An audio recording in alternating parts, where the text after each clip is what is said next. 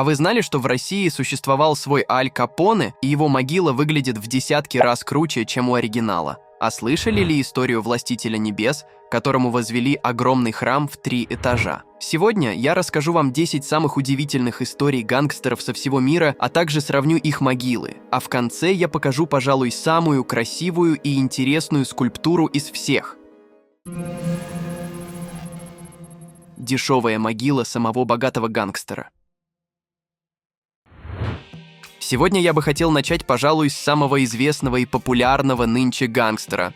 Пабло Эскобар родился 1 декабря 1949 года в Колумбии.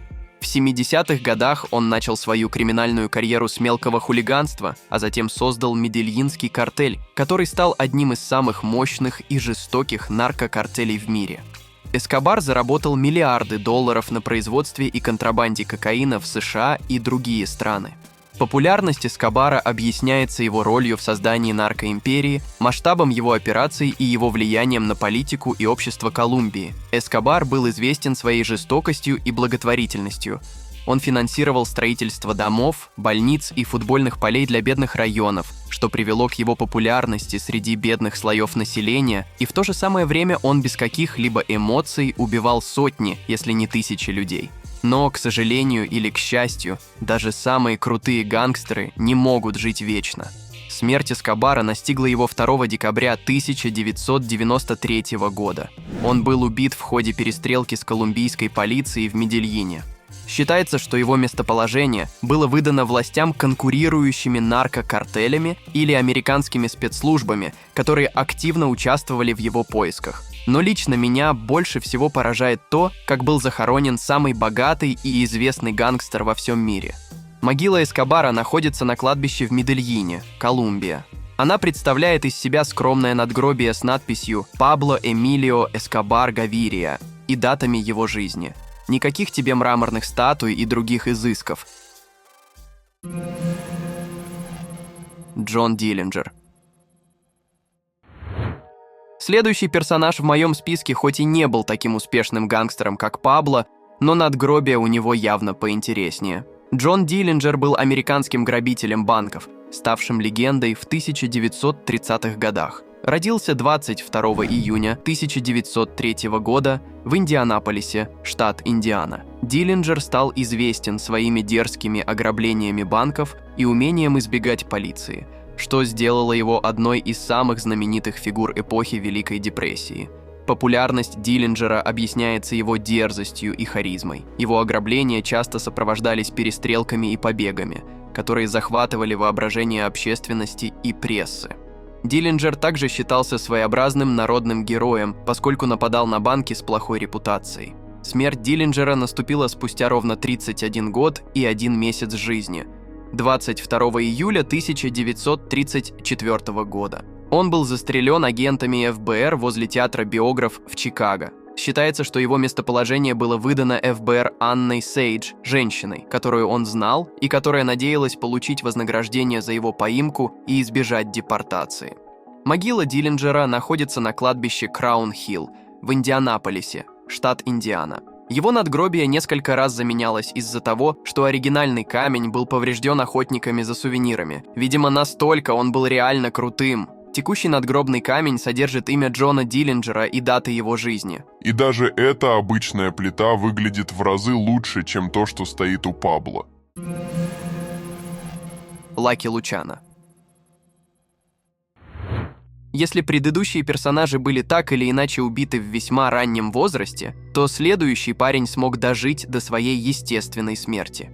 А это реально чудо, ведь среди гангстеров это считается чем-то необычным. Лаки Лучано, настоящее имя Сальваторе Лукания, был одним из самых влиятельных мафиози в истории США. Родился 24 ноября 1897 года на Сицилии, а после переехал в Нью-Йорк с семьей в возрасте 9 лет. Лучано стал основателем современной американской мафии, создав структуру, известную как комиссия, которая регулировала деятельность различных мафиозных семей.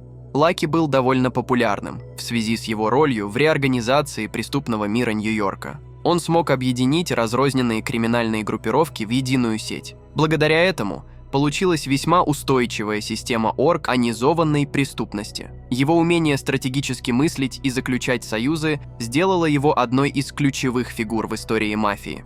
Но самое удивительное то, что Лучано умер сам. 26 января 1962 года у него случился сердечный приступ в аэропорту Неаполя, Италия. Лучано находился в изгнании после депортации из США и жил в Италии до конца своих дней. Могила Лучано находится на кладбище Святого Иоанна в Квинсе, Нью-Йорк. Его надгробие достаточно скромное, с крестом и надписью «Салваторе Люканя» и датами его жизни. Ее довольно часто посещают обычные туристы, чтобы почтить память очень известному и влиятельному преступнику. Но лично меня поражает, что даже такой известный персонаж, у которого было более 200 публичных домов и огромные богатства, не получил достойную могилу. Лицо со шрамом.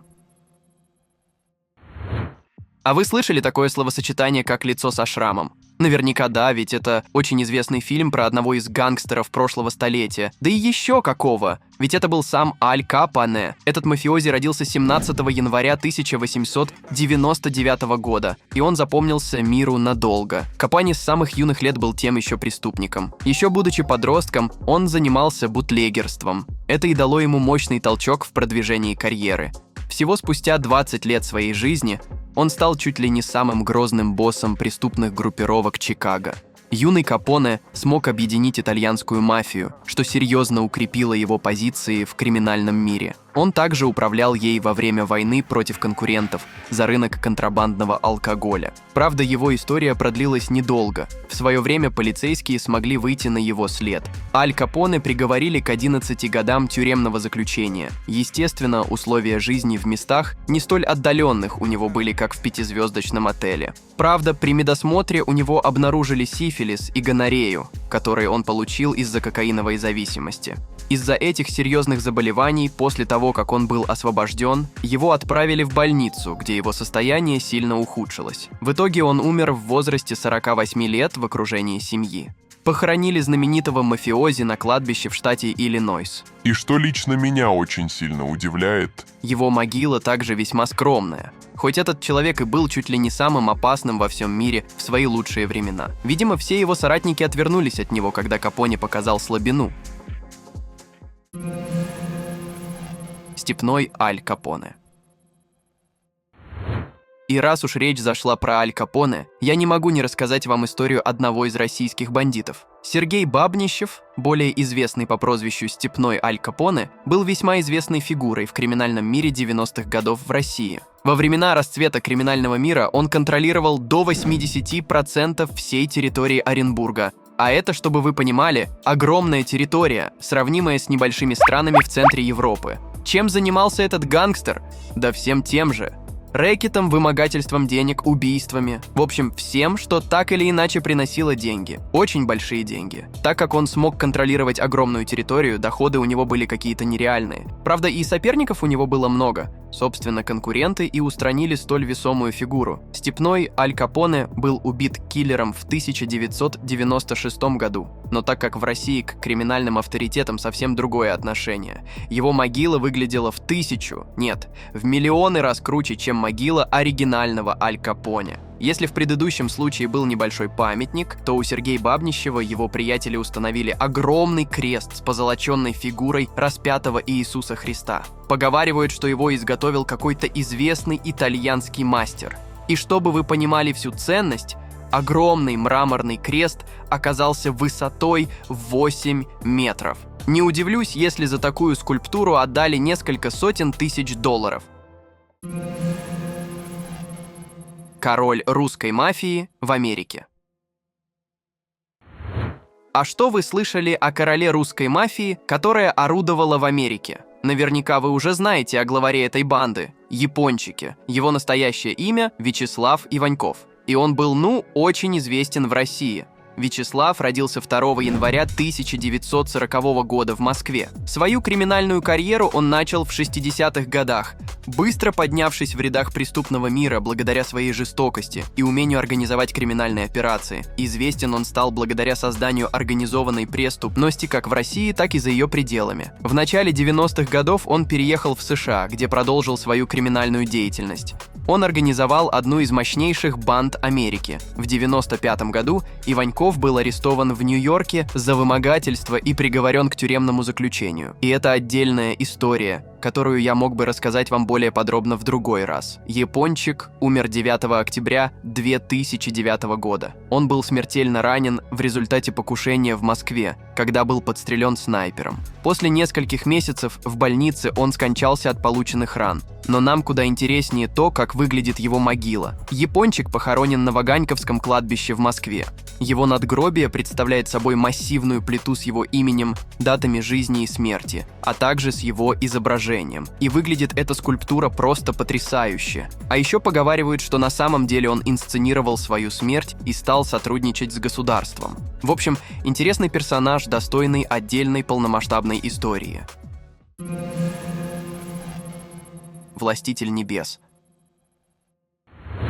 А вы слышали о Властителе небес? Нет, я сейчас говорю не о боге, а о реальном человеке. Так называли Амато Карильо Фуэнтес. Он был одним из самых влиятельных мексиканских наркобаронов. Родился в 1956 году в Мексике. Фуэнтес возглавлял картель Хуарес и стал известен своими масштабными операциями по транспортировке наркотиков в США, используя флотилию частных самолетов, что и принесло ему прозвище. Фуэнтес стал известен благодаря тому, что он смог организовать одну из самых эффективных и прибыльных наркокартельных операций. Он унаследовал картель после убийства своего наставника, Рафаэля Агилар Гуахардо, и расширил его влияние, став одним из самых разыскиваемых преступников в мире. Но у этого персонажа весьма нелепая смерть. Как лично мне кажется.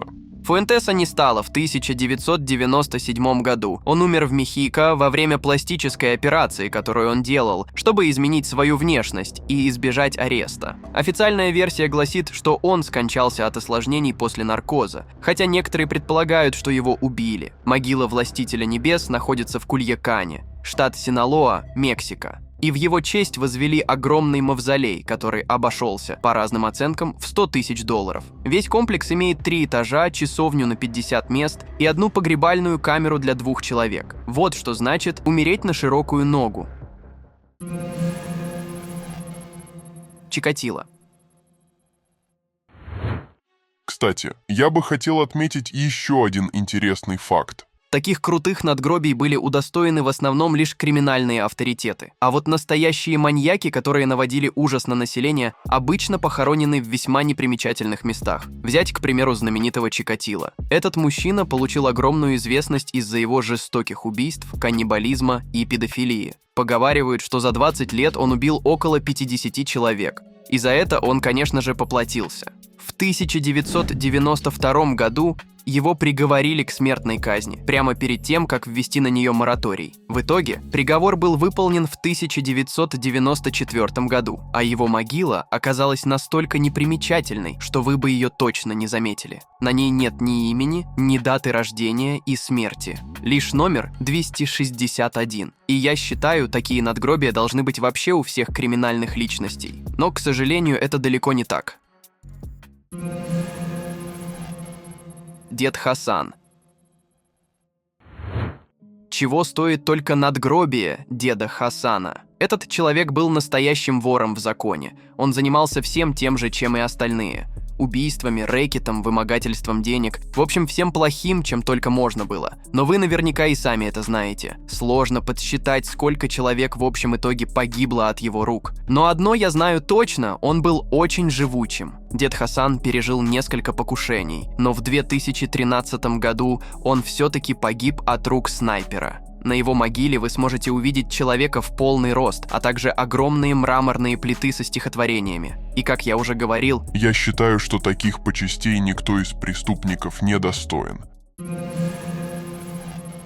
Борис Чубаров. Но, к сожалению, эта тенденция все равно сохраняется. Никакие деятели науки, знаменитые спортсмены или просто яркие личности не будут удостоены после смерти того, что получают убийцы. Зато мы с вами можем долгое время обсуждать о том, какая из могил выглядит круче. Лично я отметил бы надгробие Бориса Чубарова. Он тоже был криминальным авторитетом 90-х. Его личность наводила ужас на всех в стране. И неспроста, он был главарем одной из мощнейших банд. Поговаривают, этот человек умер в результате аварии в своей любимой машине, и именно она и стоит на его надгробии. Мерседес, сделанный из мрамора. Выглядит потрясающе. А как вы считаете, кто еще достоин подобных почестей? Лично мне кажется, что лишь деятели науки и медицины должны получать такие надгробия. А какие из представленных сегодня скульптур понравились вам больше всего? Лично мне Мерседес из мрамора. Но хоть они и выполнены профи, все-таки эти люди были преступниками. Так что я не очень-то рад, что именно такие личности получают такие почести. Кстати, о профи. Друзья, у вас есть возможность попасть в нашу команду. Если вы владеете навыками видеомонтажа, можете озвучивать ролики на русском, английском и других языках. Или же пишите интересные сценарии. Мы будем рады с вами поработать. Пишите в Telegram-бота. Ссылка в описании. И спасибо вам за внимание.